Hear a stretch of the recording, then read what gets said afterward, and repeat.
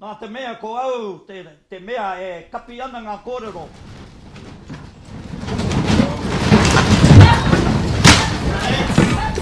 Just the violence of it, it just shook. The dust was just billowing everywhere, there's all this noise, the thing was rattling away. It just all happened at once. Everything was black. As my desk sort of crumbled around me, I realised this was huge.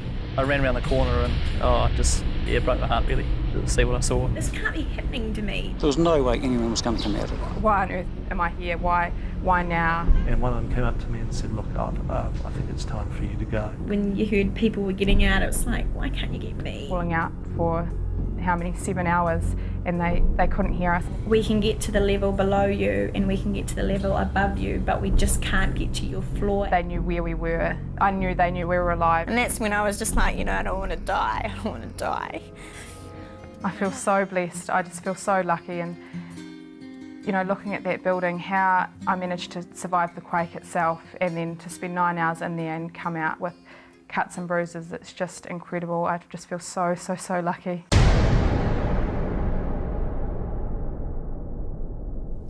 We're talking about Shakeout today. My guest is Civil Defence Emergency Management Controller for Tararua District Council, Maureen Reynolds.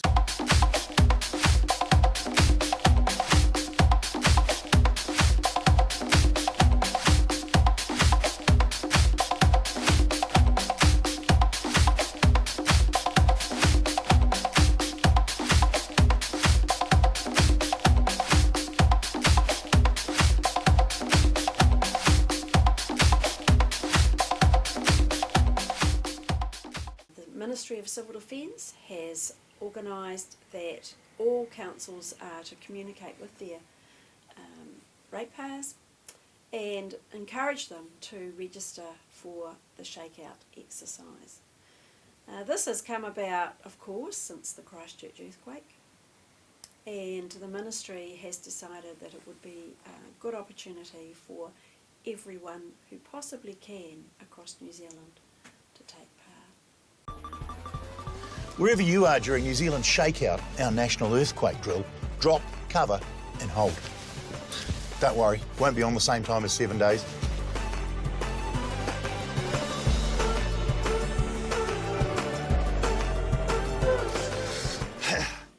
So why participate? I think it's a really good opportunity to participate, mainly so that it's an awareness thing, that you can take time to look around wherever you are, if it's in your home, that you can take the opportunity to look and see where a safe place is. The Ministry has suggested that everybody drop, cover and hold, meaning that they get down on the floor, if at all possible, get under a table or a desk and hang on.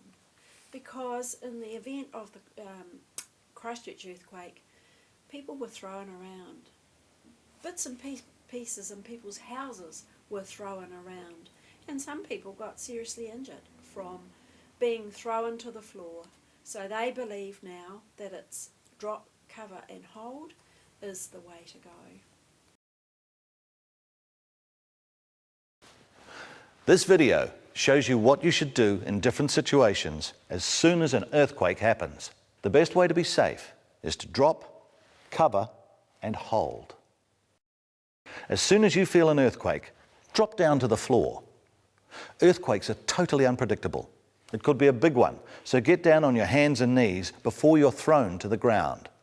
This protects you from falling, but also allows you to move if necessary. The next thing to do is to take cover. Cover your head and neck and your entire body, if possible, under a sturdy table.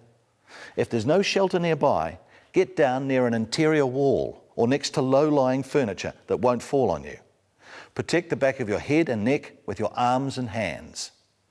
The shaking of an earthquake will probably move things around, so hold on until the shaking stops. In a major earthquake, it's absolutely vital that people respond immediately. Confusion about what to do can result in people being seriously injured or killed. Do not run outside. 10 to 15,000 earthquakes experienced within or around New Zealand each year, but only about 150 of those are actually felt by people. How vulnerable is New Zealand? How long is a piece of string? I'd have to answer that question with a question. I think that it's something that we should never forget. Christchurch showed us that it can happen. We in this district have had them before, and I think that New Zealand is vulnerable. The whole world is. There's things going on that none of us ever dreamed would happen, and I think it's important that at least we are aware. I mean, we talk about survival kits and all sorts of things like that, and people can do those sorts of things and help themselves. And you've only got to cast your mind back to what happened in Christchurch to know that it's important that people understand what to do and how to manage in a situation like that. Not in our lifetime has a natural disaster in New Zealand killed so many so quickly. From the air, the damage is vast. Close up, the destructive power, awesome. The smell, the emptiness in the heart of this beautiful garden city. It's as though time stopped when a great vandal smashed Canterbury's crown jewels. Christchurch is certainly clear in everyone's minds at the moment. Everyone has seen the devastation that has occurred in Christchurch. But looking back at some of the other historic earthquakes, a lot of people will remember or have been involved with the 1931 earthquake in Napier. And Danny Burke certainly experienced that. Have we seen the big quake?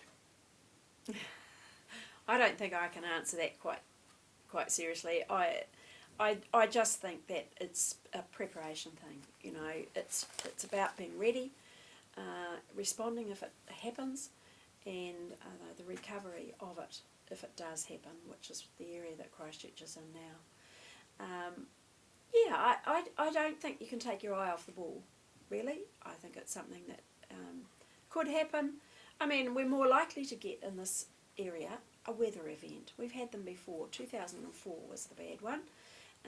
We're more likely to get a weather event, and all the things that we have in place in preparation for an earthquake can help in those sort of events as well.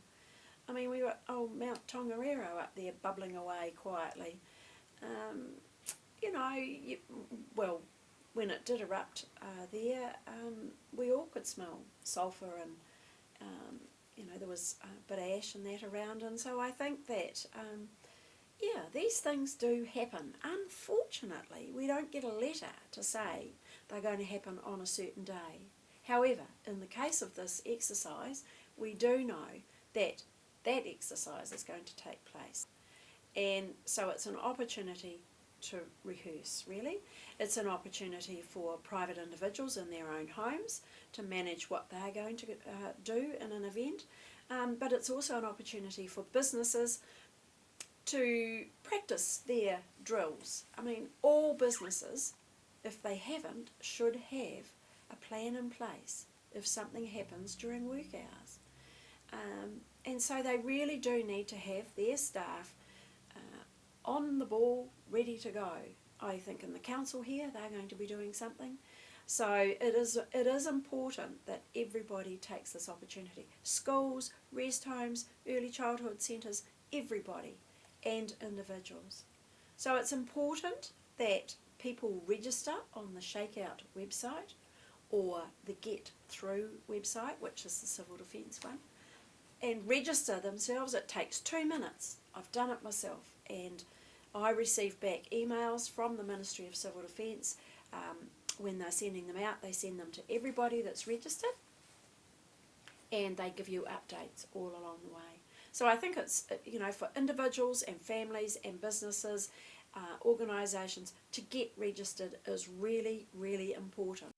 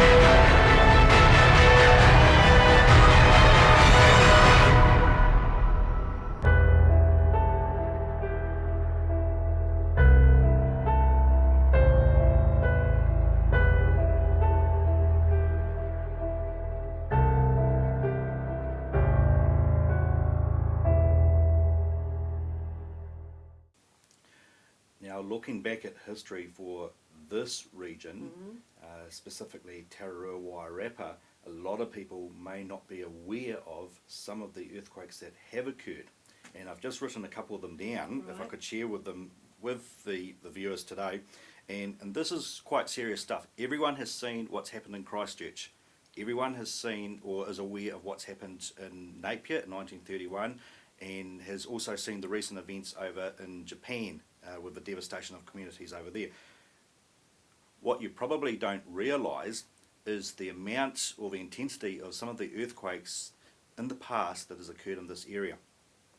For instance, 1855 Wairarapa, 8.2 magnitude earthquake. 1934 Hororika, Pahiatua, 7.6 magnitude quake. 1942 Wairarapa again, 7.2 and 7.0 magnitude earthquakes. 1990 Weber Dannevirke, 6.7 and 6.5 magnitude earthquakes. So we live in a very high risk seismic area. We do indeed. And you know, while the centre of an earthquake may not be in the Tararua district, it may be in the surrounds around us, it can still affect us quite heavily. Yeah. So, you know, there's definitely history there, and I think it's just about being prepared. Yeah, it is about being prepared. So, you know, I would plead with everybody if they could take the opportunity to go through to the Shakeout website. That's www.getthrough.govt.nz, or go on to the Shakeout part of it and register your family, your business or your organisation, so that we can say here in the Tararua that we were prepared and that we did take part.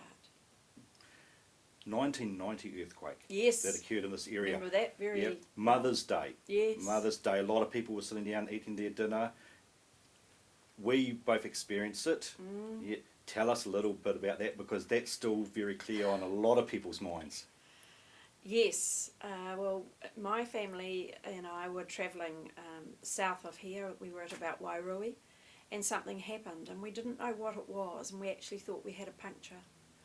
So all these cars ahead of us all stopped, so we stopped too, and we got out and looked around, and we realised there'd been an earthquake. So we actually turned around and came back. And the difference in the town of Dannevirke from the time we left, which was only 15 minutes, I suppose, maximum, was just incredible. And, you know, all the broken glass was just lying in the middle of the street. You just could not believe it. You could see the damage. There was no two ways about that. And yeah, it's stuck in the memory of all of us, and still does. We still remember it. And even, you know, the ones that were children at that time still have that nervous feeling at various times when there is earthquakes. Oh, is this going to be a big one? So yes, that was a very real one, and it was a wake-up call. And look what happened. You know, some of the buildings in Dannevirke, and I'm not sure about other areas, but it seemed to be focused here. Some of those buildings are gone. Chimneys toppled. All sorts of things happened. Doors flew open. Drawers flew open. You know, in the supermarket, the stuff went all over the floor, and it was a major clean-up. So yes, we've experienced it. Nothing like Christchurch, however. Thank goodness for us. But yeah, it's there, and for those who were around at the time, and we got aftershocks. You know, there were aftershocks, and you kept thinking, is this going to be another one? But and then it all quietened down. We're not only talking about broken glass, though. No. You mentioned about buildings Yes. were seriously damaged. Some of those buildings, the Masonic Hotel received some damage, but one hotel that isn't here today, which was damaged beyond repair, was the large two-storey Andrews Hotel, which is now where the Kentucky Fried Chicken That's right. outlet is. Another building was the Marguerite Plaza, damaged That's right. beyond repair. That's right. Shire's fruitier and Yes. vegetable shop, damaged beyond repair. They now have a new shop. A house out at Weber, in the Weber vicinity, thrown off its piles. Just It can recently, happen. it can happen. Just recently, a timely reminder: 5.2, That's right. just northeast of Pongaroa. Yes, yes. And then there was the one south of Hawera there, and we all felt that. In fact, I had just been out that evening talking to a group of ladies about this exercise shakeout. And I'd just driven in home and the car was rocking and I couldn't work out what it was until I opened my door, and then I thought, oh, there's an earthquake, and I've just been talking about them. Well, this was sort of 10:30ish, and by 11 o'clock I'd had a phone call to tell me that 3 grown women could fit under this lady's table. So they had put in place what I had talked to them about, and those that were still there had shot underneath the table. And it just shows you that, you know, it just happens. You don't get warning. Occasionally you hear something coming, but you wouldn't have time to do anything. So you just don't get warning about these sorts of things. And, you know, I remember after the 1991, those people who had lovely china got out the blue tacked everything down to the, you know, the mantelpieces and things. A lot of people had a lot of damage at that time. Of course, nothing like Christchurch, but it was a timely reminder. Unlike some other natural disasters, there is no season for earthquakes. They can strike at any time, day or night, without warning. So it's important to learn how to protect ourselves from earthquakes. Start by looking throughout your home for items that could cause injury, break or cause property damage if they fall, move or dislodge during an earthquake. This can be done by following these 3 easy steps. Look up, look around, and look down. First, look up. Identify overhead objects that need to be secured.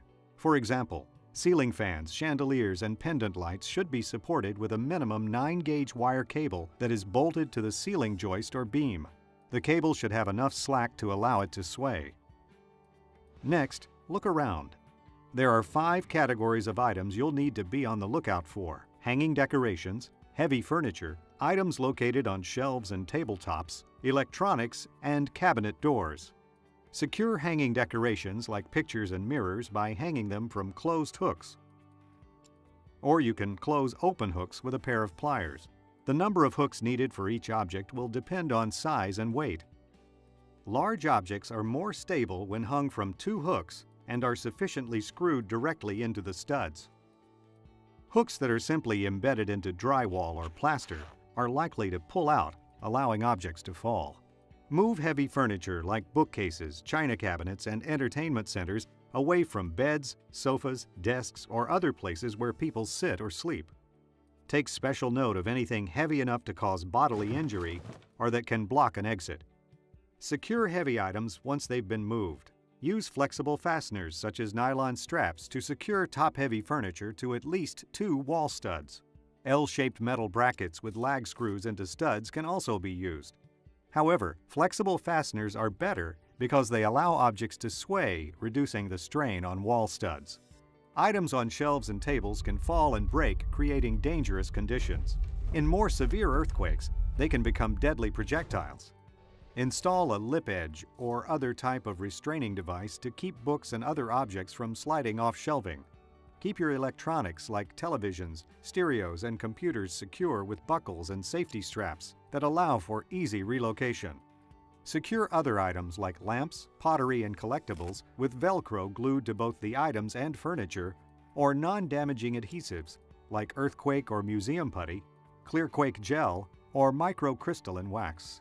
Secure doors to kitchen cabinets and other storage units like entertainment systems and china cabinets with child-proof hook and eye or positive catch latches to prevent stored items from crashing to the floor. Once you have completed the steps described so far, you are 2/3 of the way to better protecting your home. The final step is to look down. During earthquakes, unsecured appliances often fall over, rupturing rigid water and gas connections. Secure your water heater with 2 steel straps screwed into the studs or masonry of the wall and install flexible corrugated copper water connectors. Post-earthquake fire can be as deadly and destructive as the earthquake itself and often starts with gas leaks.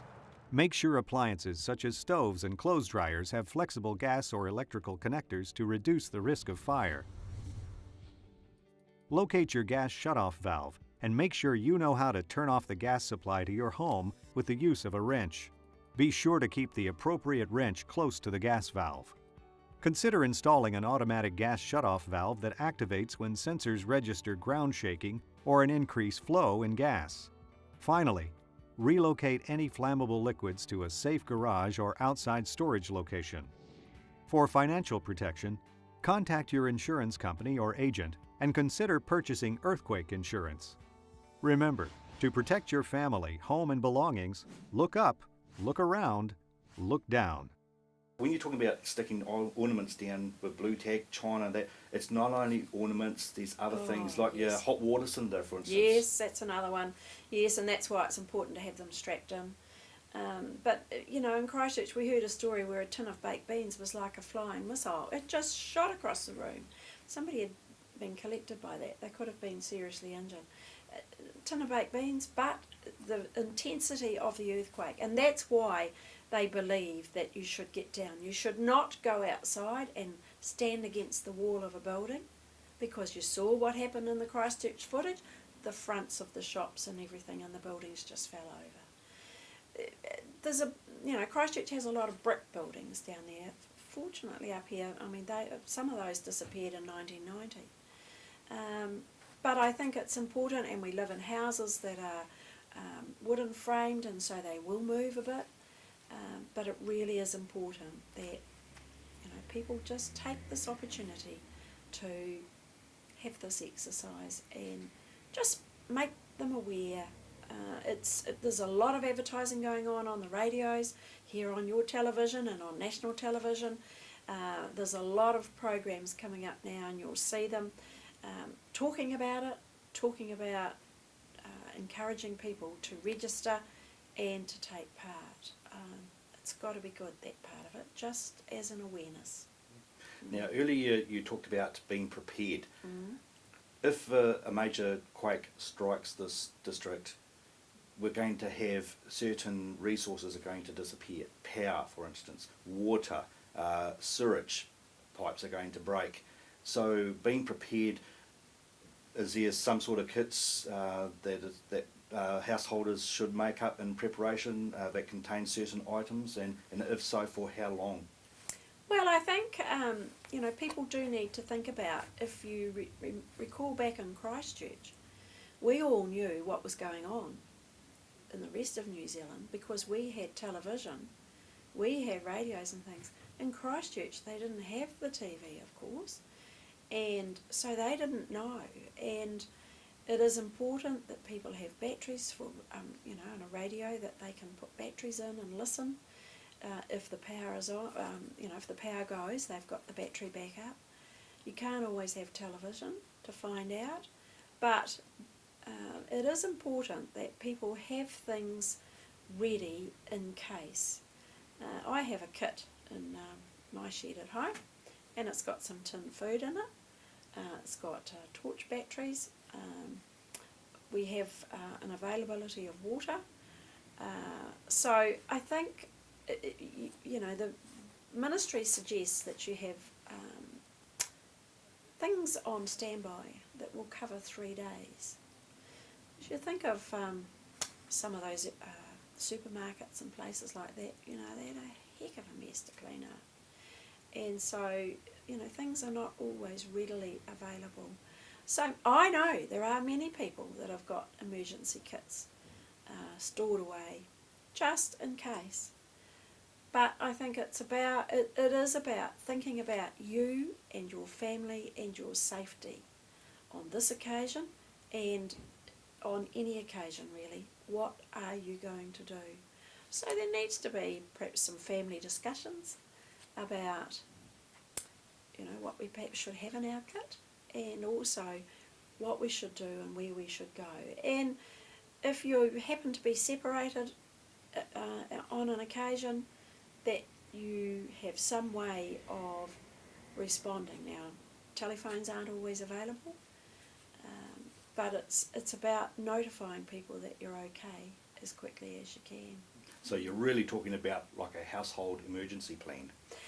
I think, and this is probably outside the scope of the exercise Shakeout, but I think it's good that people do have thoughts about what they will do if something like that happened. And, you know, here at the council, I know Paddy and the team have got processes in place that can be rolled out if and when something happens.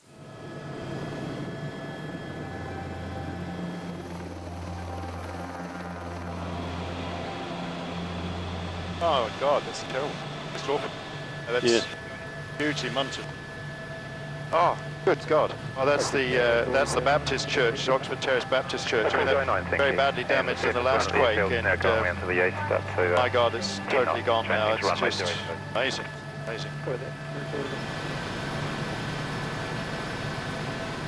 There's the cathedral, and at the moment, the police are there, and the contractors, and they're pulling away the masonry, and yeah, I mean, we're just dread to think what they're going to find in there. I think there's no doubt that some people who are killed in there. It's just awful, awful. And we'll deal with the buildings later. At the end of the day, they're buildings, but you can't replace people. Just confirm the western side of Hagley Park is the explosion. This, I think, is the CTV building, is it? We're coming around to. And, oh, Jesus. That's utterly devastating. That is absolutely awful. This is an absolute devastating disaster in our city and for our nation. It's just awful. We pray for them.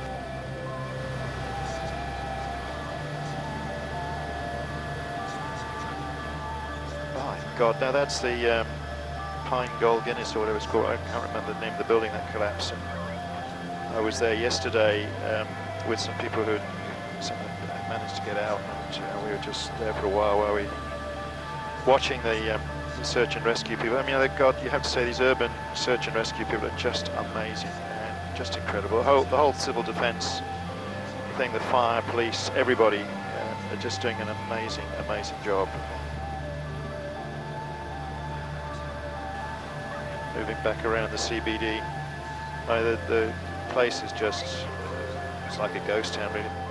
Wow, look at that. Not sure where that is actually, but it's pretty